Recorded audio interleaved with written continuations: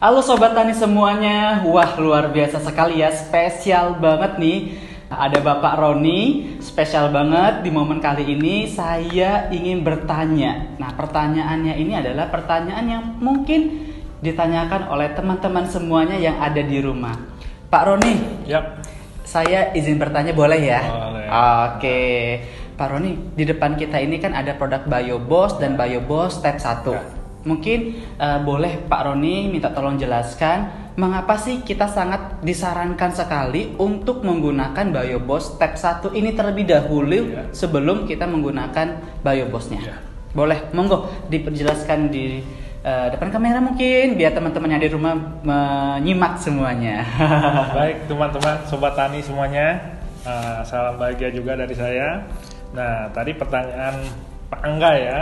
Nah, dia bertanya kenapa harus step 1 dulu yang kita gunakan ya. Awalnya begini, ibarat kita ini manusia ya, dia mengalami asam lambung. Nah, sebelum kita makan makanan yang enak ya, nah itu kita harus netralkan dulu lambung kita. Itu Pak Angga. Jadi kita harus netralkan dulu tingkat keasaman itu. Nah, baru kita bisa makan makanan apapun bisa masuk. Tapi kalau asam lambung kita lagi tinggi, kita mau dikasih makanan seenak apapun itu nggak bisa. Tanaman juga punya prinsip yang sama.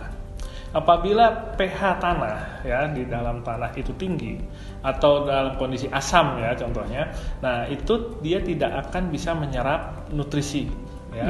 Nah, mau seberapa banyak pun pupuk kita kasih itu tidak bisa diserap oleh tanaman ya. Jadi intinya itu harus kita netralkan dulu keasaman tanahnya, baru tanaman melalui akar bisa menyerap secara maksimal ya.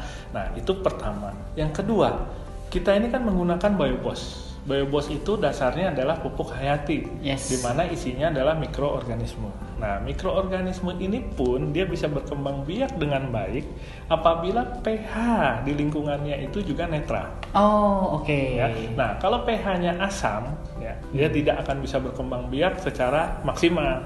Nah, sehingga nanti, ya, orang ada mungkin pernah dengar udah pakai pupuk hayati, udah pakai BioBoss, tapi kok perkembangannya belum kelihatan optimal. Nah, itu disebabkan oleh kondisi tanahnya memang yang masih asam. Nah, sehingga untuk mengoptimalkan penggunaan BioBoss ya di kemudian hari, di musim berikutnya ya atau di pemupukan berikutnya. Nah, itu kita diawali dengan penggunaan BioBoss step 1 dulu. Ya, kenapa diberikan nama step 1?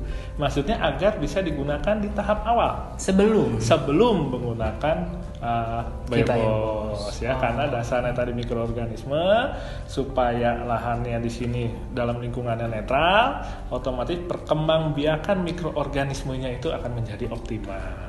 Nah, jadi itu ya, buat Sobat Tani yang ada di rumah sudah sangat jelas kenapa sangat disarankan atau bisa mendapat jawaban langsung nih dari Bapak Roni. Banyak loh Pak Roni yang bertanya, Mas Angga saya pilih BioBoss Step 1 atau BioBoss ya untuk tanaman. Sebagusnya pilih yang atau gunakan dua-duanya dan lakukan, aplikasikan terlebih dahulu BioBoss Step 1. Karena untuk apa? Untuk memperbaiki namanya pH tanah. Pada saat pH tanah ini dalam keadaan yang asam, pupuk apapun itu tidak akan maksimal. Nah, agar penggunaan BioBoss-nya lebih maksimal, ini sangat disarankan untuk menggunakan step 1 terlebih dahulu.